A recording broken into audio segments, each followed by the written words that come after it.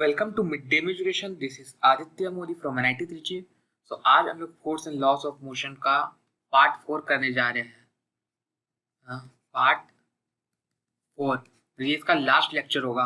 Part 1, 2, 3 already upload हो चुका है, जाके चेक करें। और जो लोग नए आए हैं उनको बता देता हूँ, साइंस के हर चैप्टर का वीडियोस लेक्चर डल रहा है, वो जाके चेक करें। इस चैप्टर का नोट्स इस लेक्चर के डिस्क्रिप्शन में मिल जाएगा, वो जाके डाउनलोड करिए, पीडीएफ के फॉर्म में मिल जाएगा, उससे आप रिवाइज कर सकते हो। उसमें क्वेश्चन न्यूमेरिकल्स भी दिया हुआ है जो आपको काम आएगा। क्वेश्चन से न्यूमेरिकल्स इन द सेंस की जो क्वेश्चन और न्यूमेरिकल मैं इसमें पूछ रहा हूँ वो उसमें भी दिया हुआ है, पूरा एज इट इज इसी का पीडीएफ बन के उसमें दिया हुआ है। तो नोट्स में आपको कंसेप्ट के साथ क्वेश्चन न्यूमेरिकल रिविजन मिल जाएगा। तो पिछले लेक्चर में हम लोगों ने Newton second law of motion देखा था, उससे रिलेटेड कुछ न्यूमेरिकल किया था। आज उससे रिलेटेड एक और न्यूमेरिकल करेंगे, फिर हम लोग Newton third law of motion, impulse, conservation of momentum जैसा कंसेप्ट देखेंगे जो कि बहुत इंपॉर्टेंट है। तो सबसे पहला क्वेश्चन आज हम लोग करेंगे Newton second law of motion पे बेस्ड है। Force of 50 Newton acts on a stationary body of mass 10 kg for 2 seconds. Find the acceleration produced in the body and velocity attained by it. मैंने आपको बताया है कि जब भी numerical आया सबसे पहले रफ फिगर बनाइए, उससे न्यूमेरिकल को एनालाइज करने में आसानी होता है। तो एक स्टेशनरी मास है 10 केजी का, ठीक है, 10 केजी का मास है, इसमें फोर्स लग रहा है 50 न्यूटन का, ठीक है, 50 न्यूटन का फोर्स लग रहा है। कितना टाइम के लिए? 2 सेकंड के लिए। तो एक रफ फिगर बना लिया, ठीक है। उसके बाद जो जो वैल्यू दिया हुआ है वो लिखिए। क्या क्या दिया हुआ है? फोर्स दिया हुआ है 50 न्यूटन, मास दिया हुआ है 10 केजी, टाइम दिया हुआ है 2 सेकंड। अब देखिए क्या फाइंड कर रहे हैं। Find the acceleration produce in the body. अब हमको देख के आइडिया लग जा रहा है कि हमको एक्सेलरेशन फाइंड करना है, तो हमको फोर्स का फॉर्मूला लिखना है। F इक्वल्स टू एम होता है। F का वैल्यू हमको पता है, M का वैल्यू पता है, A इससे निकल जाएगा। तो 50 इक्वल्स टू 10 इंटू A। इससे A क्या आ गया? इससे A आ गया 50 divided by 10 equals to 5 metre पर सेकेंड स्क्वायर। ये आपका एक्सेलरेशन हो गया। तो देखिए कितना सिंपली न्यूमेरिकल बन जाता है। कोई भी न्यूमेरिकल आ जाए एग्जाम में भी, एक रफ फिगर बनाई है, जो जो वैल्यू दिया है उसको लिखिए, तो जो फाइंड करना है उससे रिलेटेड फॉर्मूला लिखिए, अपने आप सॉल्व हो जाएगा सब न्यूमेरिकल। टेंशन लेने का बात ही नहीं है। अब हम लोग को एक्सेलरेशन भी पता है। अब हम लोग क्या क्या पता है देखिए, अब हम लोग को एक्स्ट्रा चीज में कैलकुलेशन पता है 5 मीटर पर सेकंड स्क्वायर, और पहले जो जो पता था वो भी पता है। ध्यान से देखिए तो एक चीज आपको और पता है जो हम यहाँ पे लिखे है, अ स्टेशनरी बॉडी। एक स्टेशनरी बॉडी पे लग रहा है फोर्स, तो वो पहले रेस्ट में था। रेस्ट में था मतलब उसका इनिशियल वेलोसिटी 0 था, v इक्वल टू 0। अब हमको निकालना क्या है, हमको फाइनल वेलोसिटी उसमें क्या अटेंड किया गया। तो आप लोग 3 इक्वेशंस ऑफ मोशन पढ़े थे, याद कीजिए, मोशन चैप्टर में फिजिक्स का। उसमें एक इक्वेशन ऑफ मोशन था v equal to u plus A T. मैंने यही क्वेश्चन क्यों चुना? मुझे u पता है, मुझे a पता है, मुझे t पता है, मुझे v नहीं पता, v फाइंड करना है इसलिए। तो v इक्वल टू u यहाँ पे क्या है? 0, क्योंकि स्टेशनरी बॉडी था, इनिशियली रुका हुआ था। एक्सेलरेशन आया 5, टाइम लग रहा है 2 सेकंड के लिए। तो वेलोसिटी क्या हो गया? 10 मीटर पर सेकंड स्क्वायर। ये हम लोग का क्या हो गया? वेलोसिटी हो गया, ठीक है। अब आगे बढ़ते हैं। अब हम लोग पढ़ेंगे इम्पल्स। तो इम्पल्स क्या है, पहले स्टेटमेंट पढ़ते हैं फिर जानते हैं डेफिनेशन इसमें जो दिया हुआ है। The impulse of a force is a total impact of the force applied for a short time। Impulse से पहले एक देखिए आप, इम्पल्सिव फोर्स क्या होता है, और आसान हो जाएगा समझने के लिए। इम्पल्सिव फोर्स हर वो फोर्स जो बहुत शॉर्ट पीरियड ऑफ टाइम के लिए लगता है। जैसे आप क्रिकेट खेल रहे हैं, ठीक है, बॉल आया, बॉल बैट से टकराया, किसी डायरेक्शन में चल गया। तो क्या ऐसा होता है कि बॉल आता है बैट में 2-3 सेकंड के लिए आराम से चिपक जाता है, जब उसका मन होता है फिर चला जाता है? नहीं, विद इन सेकंड होता है, बहुत जल्दी, बहुत शॉर्ट पीरियड ऑफ टाइम के लिए बैट जो है बॉल को हिट करता है। ऐसा नहीं कि बैट आराम से बॉल पे फोर्स लगाया जा रहा है फिर बॉल उड़ जा रहा है अचानक से, नहीं, बहुत शॉर्ट सेकंड के टाइम के लिए। ये जमीन है, इसमें कोई फॉल करता है, गिरता है, एक गेंद गिरता है, जमीन से टच होता है, तुरंत बाउंस करता है, ये नहीं कि आधा घंटा तक चिपका हुआ है फिर बाउंस कर रहा है। तो बहुत शॉर्ट सेकंड के लिए इसमें फोर्स लग रहा है। मान लीजिए 0.001 सेकंड है, एग्जाम्पल ले लीजिए। तो हर वो फोर्स जो बहुत कम टाइम के लिए लगता है उसको इम्पल्सिव फोर्स कहते हैं, उसको इम्पल्सिव फोर्स कहते हैं, इम्पल्स नहीं, इम्पल्सिव फोर्स। इसको इम्पल्स मत मान लीजिएगा। तो इम्पल्स क्या हुआ, तो वो फोर्स को आप टाइम से मल्टीप्लाई कर दीजिए, हो गया इम्पल्स। जो शॉर्ट पीरियड टाइम के लिए जो फोर्स लगा है इनटू कितना टाइम के लिए लगा है, तो इसमें देखिए the impulse of a force is the total impact of the force applied for a short time. तो टोटल इम्पैक्ट उसका कैसे कैलकुलेट करते हैं, इम्पैक्ट कैलकुलेट करते हैं फोर्स इनटू टाइम से। और सिंपली यहाँ लिखा है the impulse is defined as product of force at a small time in which the force acts. ठीक है, द फोर्स इनटू टाइम, ये हो गया स्मॉल टाइम जो मे बी लाइक 0.01 सेकंड के लिए मान लीजिए कोई फोर्स लगा और मान लीजिए ये 10 न्यूटन लगा है, तो इसी को कहते हैं हम लोग क्या, इम्पल्स करते हैं। तो इससे हम लोग को इम्पैक्ट कैसे पता चलता है कि फोर्स इनटू टाइम से इम्पैक्ट कैसे पता चला। तो देखिए कोई एक ऑब्जेक्ट है,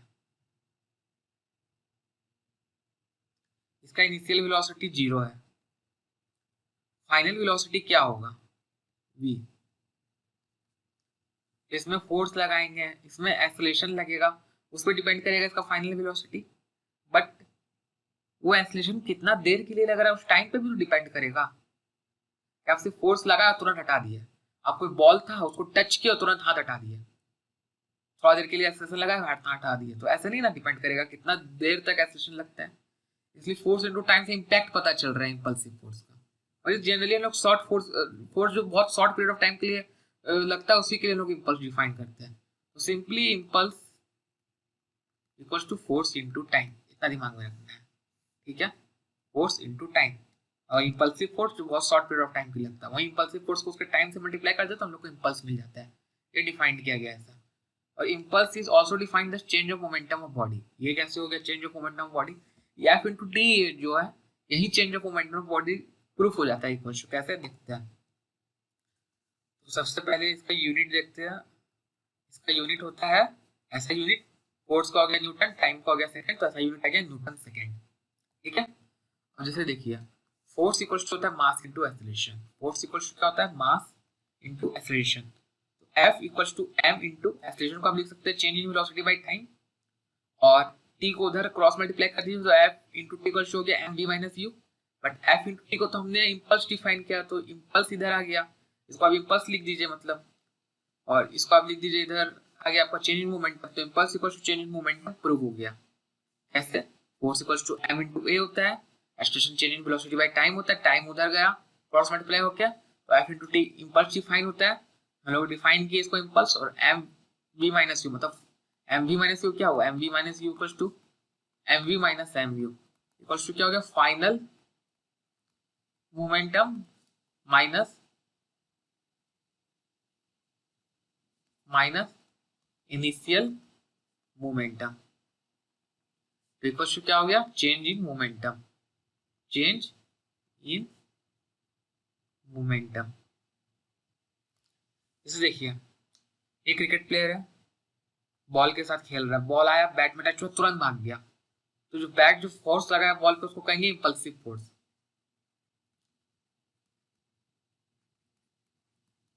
और इम्पल्स उसी को कहेंगे, ये जो इम्पल्सिव फोर्स है इनटू कितना टाइम के लिए लगा। अब हम लोग देखेंगे Newton third law of motion, ये बहुत ही फेमस लॉ है।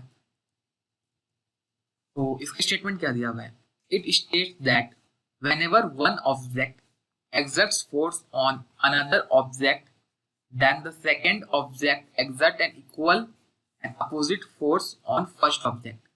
इसका मतलब क्या हुआ, चलिए पहले दूसरा स्टेटमेंट पढ़ लेते हैं।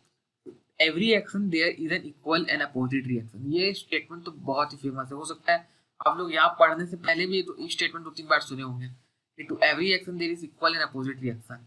इसका मतलब, और ऊपर में क्या दिया हुआ है, it states that whenever one object exerts force on another object then the second object exerts an equal and opposite force on first object। इसका मतलब हुआ कि अगर दो ऑब्जेक्ट है, ऑब्जेक्ट ए ऑब्जेक्ट बी, अगर ऑब्जेक्ट ए ऑब्जेक्ट बी पे force लगाएगा उतना ही force object B object A पे लगाएगा। समझिए कि जैसे कि आप मान लीजिए ऊपर से कूदकते हो ग्राउंड में, बिल्डिंग है, आप कूदक मत जाना ये सुन के कि ये न्यूटन थर्ड लॉ पढ़ने के लिए हम एक्सपेरिमेंट कर रहे थे, तो उसमें जाके बिल्डिंग से कूदा के, ऐसा मत करना, एग्जाम्पल है ठीक। ये आदमी बिल्डिंग से कूदता है, ठीक है, तो बिल्डिंग में जैसे लैंड करेगा तो जमीन में जैसे लैंड करेगा, जमीन में फोर्स लगाएगा ये आदमी एफ। मगर चोट आदमी को क्यों लगता है? जमीन में तो हल्का फुल्का जो गड्ढा उड्डा होगा, हल्का सा होगा ही, जमीन में फोर्स लगाया होगा तभी ना हल्का फुल्का गड्ढा होगा, मट्टी इधर उधर होगा। मगर आदमी को क्यों चोट लगता है? मतलब आदमी में भी कोई फोर्स लगा रहा है, तो उतना ही फोर्स ग्राउंड जमीन आदमी पे लगाता है, समझे? और सिंपल, आप दीवाल को धक्का दे रहे हैं, जिस फोर्स से, उसी फोर्स से दीवाल आपका हाथ को धक्का दे रहा है, ठीक है। तो आप बोलेंगे दीवाल जब आपका हाथ को धक्का दे रहा है तो पीछे क्यों नहीं जा रहा है? आप एक पर्सन है, उस पर कोई इस डायरेक्शन में फोर्स लगा रहा है दीवार, तो आप पीछे क्यों नहीं जा रहे? क्योंकि हम लोग का पाँव में जो फ्रिक्शन लगा हुआ है उसको बैलेंस कर दे रहा है उल्टा लग के, दीवार जो हम लोग पे फोर्स लगा रहे हैं, समझे? सिंपली फिर आदमी बोल सकता है कि अगर आप जैसे कोई आदमी है, दो आदमी है, ठीक है, पर्सन है पर्सन बी, पर्सन ए ने पर्सन बी को जाके एक तमाचा खींच के मारा, चपाक, और इसने ये स्टेटमेंट दिया कि to every action there is an equal and opposite reaction, कि मैंने तुम पे जितना फोर्स लगाया उतना ही फोर्स मेरे हाथ में हमको लगा, तो बात बराबर हो गया। अगर क्या बात बराबर हो गया? इसको तो चोट लगा, इसको तो चोट लगा ही नहीं, ऐसा क्यों हुआ? आप भी सोचिए, न्यूटन थर्ड लॉ के हिसाब से तो to every action there is an equal and opposite reaction होता है। तो उसके गाल में चोट लगा, इसको एक तमाचा खींच के मारा, इसको चोट लगा, मगर इसको चोट नहीं लगा, मगर दोनों में तो फोर्स एफ लगा, ऐसा क्यों? जरा ध्यान से सोचिए, to every action there is an equal and opposite reaction होता है, मगर एक्शन रिएक्शन फोर्स तो दोनों अपोजिट बॉडी में लगा, मतलब एक्शन वो फोर्स हो गया जो एक बॉडी दूसरा बॉडी पे लगा रहा है, उसके रिएक्ट में जो फोर्स वो बॉडी दूसरे बॉडी पे लगा रहा है उसको कहते हैं रिएक्शन फोर्स। अगर ये बॉडी इसमें एफ फोर्स लगा रहा है और इसके रिएक्ट में इस बॉडी पे एफ फोर्स लग रहा है, तो ये रिएक्शन फोर्स हो गया, मान लीजिए। उसके अपोजिट वाला फोर्स को रिएक्शन कहता है अगर इसको एक्शन का है तो। मगर एक्शन और रिएक्शन फोर्स दोनों अलग बॉडी में लग रहा है, इसका इफेक्ट क्या होगा तो उस पर डिपेंड करता है फोर्स कहाँ लग रहा है।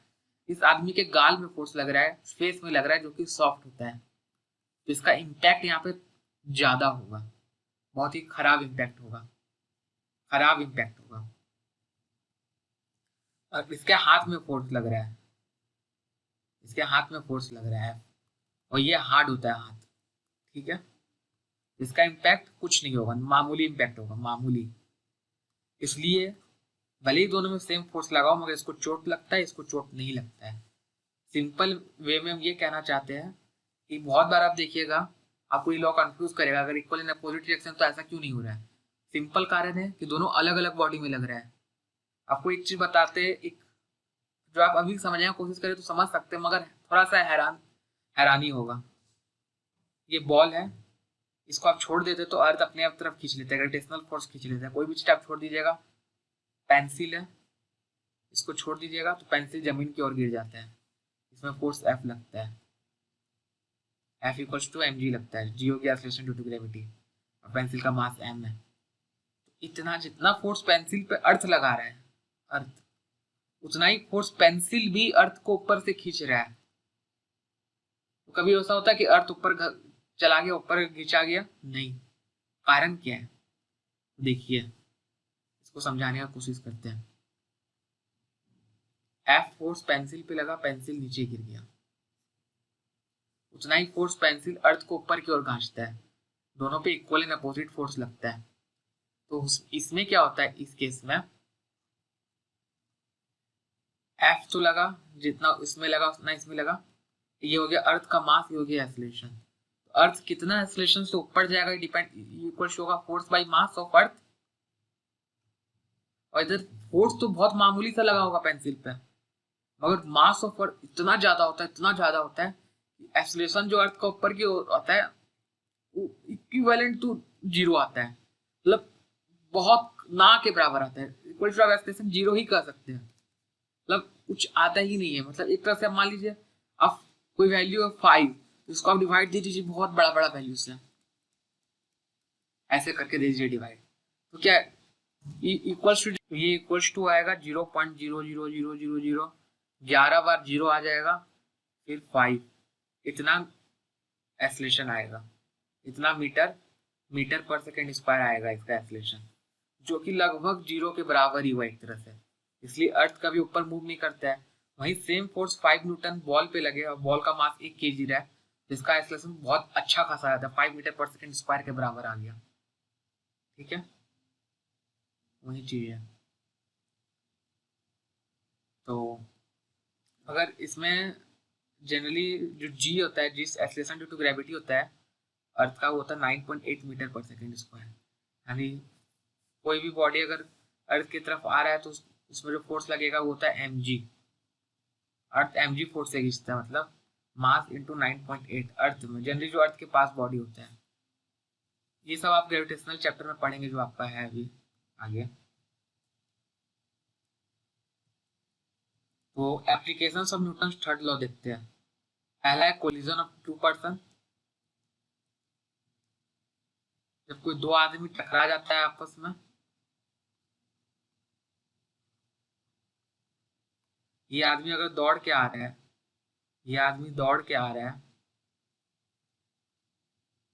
फिगर में मत जाइए, बेकार पिक्चर बन रहा है, खास नहीं। और ये आदमी सीधा खड़ा है, इससे टकरा जाता है तो दोनों को चोट लगता है। रिकॉइल ऑफ गन, जैसे देखिए आप बंदूक चला रहे हैं, आप गोली तो आगे जा रहा है मगर गन पीछे की ओर भाग रहा है, आपका हाथ पीछे की ओर जा रहा है। इसका क्या कारण है? Newton third law of motion. Rocket propulsion, rocket को उड़ना होता है तो रॉकेट ग्राउंड में फोर्स लगाता है, ग्राउंड रॉकेट में फोर्स लगाता है, ऊपर उड़ जाता है। जैसे कि यहाँ दिया हुआ है, ग्राउंड में फोर्स लगा रहा है इसका फ्यूल बर्निंग करके, और थर्ड लॉ के तहत रॉकेट ऊपर उड़ जा रहा है, अपोजिट फोर्स लग रहा है। रॉकेट बर्न करके ग्राउंड में फोर्स एफ लग रहा है, इस पे अपोजिट फोर्स एफ लग जा रहा है, इसका करने ऊपर ऊपर उड़ जा रहा है।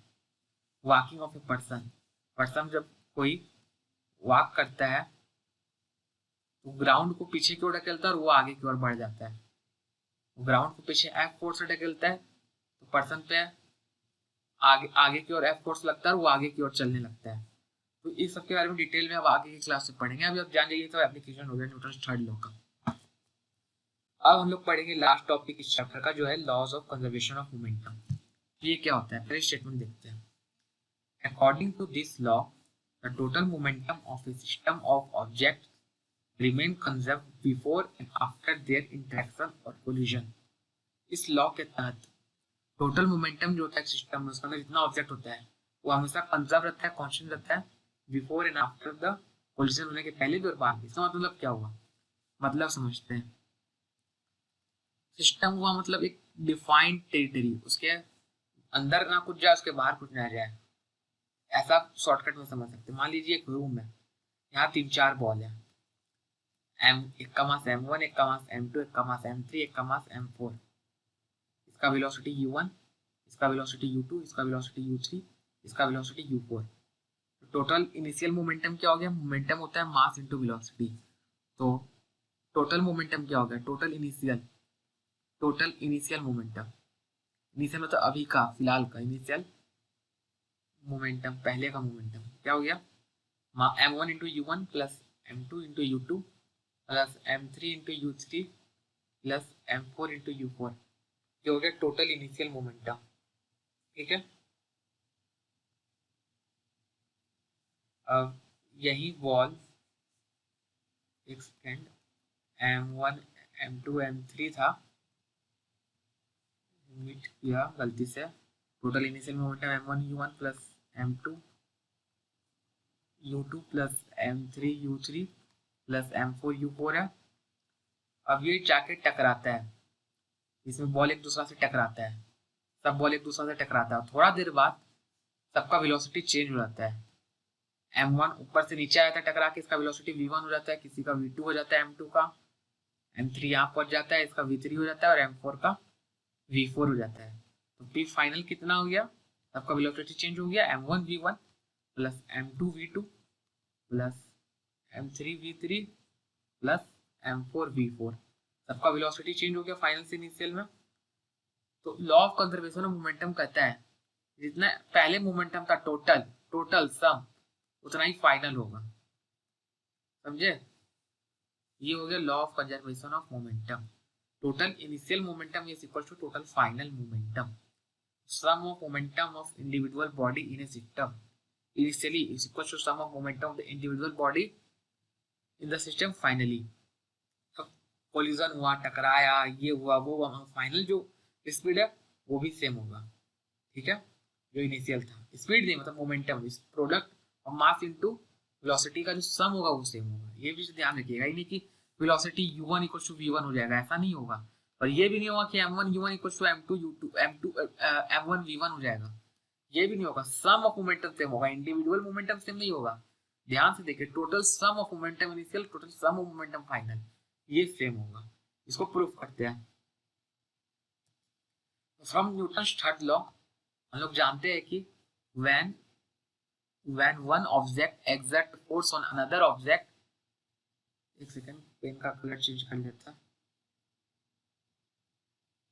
न्यूटन थर्ड लॉ से हम लोग जानते हैं कि when one object exert force on other object, then the other object also exert an equal and opposite force on the first object। ठीक है, ये हम लोग जानते हैं। तो the force exerted by object A is equals to force exerted by object B। ठीक है, न्यूटन थर्ड लॉ से लोग जानते हैं, इसके पहले जो भी पढ़े थे। तो force exerted by object A क्या हो गया, मास इनटू एक्सेलरेशन। तो ऑब्जेक्ट ए का मास m1, एक्सेलरेशन a1 लिखा है, a1 को change in velocity by time लिखा है। ऐसे force exerted by object B क्या हो गया, mass m2 into change in velocity. ये उल्टा करके लिखा है, जरा देखिए। Force exerted by object A, object A के द्वारा जो फोर्स एक्सर्ट किया जा रहा है, तो ऑब्जेक्ट ए अगर कोई है वो फोर्स एक्सर्ट कर रहा है, तो किसमें एक्सर्ट करेगा, अगर मतलब फोर्स लगाना वो बी में लगाएगा, वो फोर्स बी में लगाएगा। ये बी का दिया हुआ है, कितना फोर्स लगा बी में ऑब्जेक्ट, और force exerted by object B, और बी जब ए में फोर्स लगाएगा, एफ इधर टकराते वक्त तो ए में लगाएगा, तो ए में क्या फोर्स लगा, इधर दिया हुआ है। दो बॉडी ए और बी टकरा रहा है, एक दूसरा पे फोर्स लगा रहे हैं, F1 एफ इसमें लग रहा है, एफ इक्वल होगा दोनों न्यूटन थर्ड लॉ से। तो दोनों सेम टाइम पीरियड के लिए टकराएगा, मतलब जब दो बॉडी कांटेक्ट में रहेगा तो इसमें जितना फोर्स लगेगा उसमें जो फोर्स लगेगा दोनों सेम टाइम पीरियड के लगेगा, क्योंकि दोनों जब तक टच रहेगा तब तक दोनों एक दूसरे में फोर्स लगाएगा, जैसे अलग हो जाएगा नहीं लगाएगा। तो टी टी कैंसिल हो गया, बचा क्या, m1 v1 minus u1 equals to minus m2 v2 minus u2। Minus क्यों आया, तो दोनों फोर्स का डायरेक्शन अपोजिट होगा। अगर ये ऑब्जेक्ट ए ऑब्जेक्ट बी है, ऑब्जेक्ट ए ऑब्जेक्ट बी में फोर्स अगर इधर लगा रहा है, तो ऑब्जेक्ट बी ऑब्जेक्ट ए में फोर्स इस डायरेक्शन में लगाएगा, तो डायरेक्शन अपोजिट हो गया, फिर माइनस आ गया यहाँ पे। अब ब्रैकेट खुली तो हो गया m1 v1 minus m1 u1 equals to minus m2 v2 plus m2 u2। दोनों को इधर उधर कीजिए तो टोटल फाइनल मोमेंटम हो गया m1 v1 plus m2 v2 equals to इसका हो गया m2 u2 plus m1 u1। Minus को उधर ले जाइए, ये वाला माइनस को इधर लाइए, ये वाला माइनस को उधर ले जाइए, तो ये क्या हो गया, तो टोटल फाइनल मोमेंटम हो गया दो ऑब्जेक्ट का, m1 v1 plus m2 v2। और ये टोटल इनिशियल मोमेंटम हो गया दो ऑब्जेक्ट का, m1 u1 plus m2 u2। इससे क्या प्रूफ हो गया, इससे प्रूफ हो गया final momentum of two object equals to original momentum of two object. दो ऑब्जेक्ट का जो फाइनल मोमेंटम होगा वो बराबर होगा ओरिजिनल इनिशियल मोमेंटम के, दस मोमेंटम इज कंजर्व। इससे ये प्रूफ हो जाता है कि मोमेंटम जो है वो कंजर्व रहेगा, कंजर्व, क्योंकि total momentum of two object initially जो था वही फाइनली है। मैथमेटिकली ये प्रूफ कर दिया हम लोग। चलिए अब एक क्वेश्चन देखते हैं कंजर्वेशन ऑफ मोमेंटम्स का। और find the recoil velocity of gun having mass 5 kg, a bullet of 25 gram acquires the velocity of 5 meters per second 500 meters per second after firing from gun। तो सबसे पहले बोले थे कोई भी न्यूमेरिकल क्वेश्चन होगा तो एक रफ फिगर बनाइए। ये एक गन है, ठीक है, इसमें फायरिंग करने वक्त बुलेट का जो स्पीड था जस्ट फायरिंग करते वक्त 500 मीटर पर सेकेंड था। तो आपको बताया न्यूटन थर्ड लॉ के तहत कि जब बुलेट फायर हुआ आगे बढ़ा तो गन थोड़ा पीछे की ओर भागता है, इस किसी वेलोसिटी से, उस वेलोसिटी को रिकॉइल वेलोसिटी कहते हैं। धक्का लगता है गन को पीछे की ओर। तो अब सारा वैल्यू जो दिया हुआ है वो लिखिए। तो मास ऑफ गन दिया हुआ है, mass of gun m1 equals to 5 kg। Mass of bullet क्या दिया हुआ है, mass of bullet m2 equal to 25 gram equal to 25/1000 kg। ठीक है, वेलोसिटी ऑफ बुलेट क्या दिया हुआ है, वेलोसिटी ऑफ बुलेट दिया हुआ है u2 equal to v2 final velocity दिया हुआ है 500 मीटर पर सेकेंड। हम लोग को वेलोसिटी ऑफ गन पूछ रहा है, velocity final velocity of gun v1 equal to क्या होगा, ये हम लोग को पूछ रहा है। तो चलो यहाँ फाइनल वेलोसिटी लिखिए, ये बताइए कि u1 मीन्स गन का इनिशियल वेलोसिटी और u2 मीन्स बुलेट का इनिशियल वेलोसिटी क्या होगा। जरा सोचिए, ये दोनों का इनिशियल वेलोसिटी जीरो होगा। काहे जीरो होगा, गन पहले ऐसे रखा हुआ था, गन भी रखा हुआ था, इसके अंदर जो बुलेट था वो भी रखा हुआ था, इसका भी वेलोसिटी जीरो हुआ, इसका वेलोसिटी भी जीरो हुआ।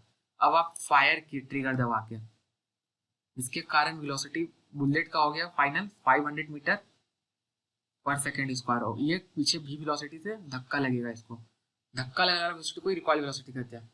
इनिशियली तो दोनों रखा हुआ था इसलिए जीरो हो गया, फाइनली इसका 500 हो गया और इसका v हो गया, तो हमको v निकालना है। तो law of conservation of momentum क्या कहता है, जितना इनिशियल मोमेंटम होगा उतना फाइनल मोमेंटम होगा, टोटल सम ऑफ। तो ये एक सिचुएशन 1 इनिशियल, सिचुएशन 2 हो गया फाइनल, तो total sum of initial momentum equals to total sum of final momentum. तो यहाँ सम क्या होगा इनिशियल मोमेंटम का, मास m1 इंटू u1 तो zero initial velocity, plus mass m2 means bullet का मास इंटू u2, वो बुलेट का भी इनिशियल वेलोसिटी जीरो है, गन का भी जीरो है, equals to total final momentum mass m1 into v1 plus mass m2 into v2। इससे यहाँ पे देखिए क्या आया, इससे आया यहाँ पे जीरो इक्वल्स टू m1 कितना है, m1 है 5 kg इंटू v1 जो हम लोग को फाइंड करना है। बुलेट का मास कितना है 25/1000 kg। इसे न्यूमेरिकल वैल्यू लिखे, आसान होगा कैलकुलेशन में, तब दिख भी जाएगा नहीं। 25/1000 kg और वेलोसिटी कितना दिया है 500। ठीक है, तो 500 दिया हुआ है, ये कट के यहाँ 2 हो गया, तो हम लोग का v1 कितना आ गया 5, v1 आ गया हम लोग का -25/2। तो देखिए v1 आ गया हम लोग का -25/10, जो कि आ गया -2.5 मीटर पर सेकेंड। इस स्पीड से गन पीछे की ओर भागेगा, तो माइनस क्यों आया, क्वेश्चन ये है। देखिए बुलेट आगे जा रहा है 500 मीटर पर सेकेंड स्क्वायर से, तो गन पीछे जा रहा है, तो इसके अपोजिट डायरेक्शन को लोग माइनस से डिनोट करते हैं। तो नेगेटिव क्यों आ रहा है, तो देखिए टोटल इनिशियल मोमेंटम गन का जीरो था, gun including bullet total system का जीरो था, कितना था जीरो, तो बाद में भी टोटल जीरो होना चाहिए।